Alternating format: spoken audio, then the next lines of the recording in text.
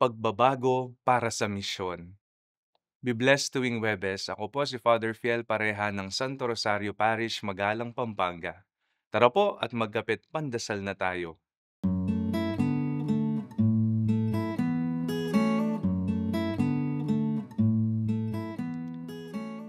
Ang wika ay dinamiko.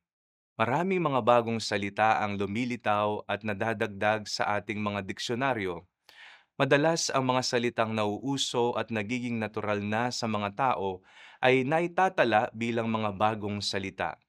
O kahit na ito ay di maitalang formal, kapag nakasanayan ng gamitin ito ng mga tao, ito ay nagiging pangkaraniwan na lamang at ito ay nauunawaan na. Sa Biblia, nariyang ating mababasa na ang Diyos ay maibigin sa salita. Bukod sa ang salita ay nagkatawang tao, nariyan ang Panginoon na nagbibigay ng bagong salita, ng bagong pangalan sa mga tao. Mula sa Abram na nangangahulugang ama ng bansa, binago ito ng Diyos sa Abraham bilang ama ng lahat ng bansa.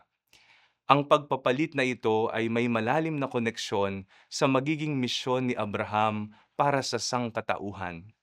Katulad ng ipinangako ng Diyos sa kanya, ang kanyang angkan ay magiging sindami ng mga bituin sa langit at buhangin sa dalampasigan. Hindi man mabago ang ating pangalan ngayon, may isang pagbabago ang hinihingi sa atin ng Panginoon. Ito ay ang pagbabagong puso at buhay para sa Kanya. Tayong lahat ay may misyon sa buhay na kaloob ng Diyos at nangangailangan ito ng pagbabago mula sa atin upang may sa katuparan ito ng lubos. Manalangin tayo. Panginoon, baguhin po ninyo anuman ang mga nagiging balakid para kami ay maging banal at kasiyasiyas sa iyo. Amen.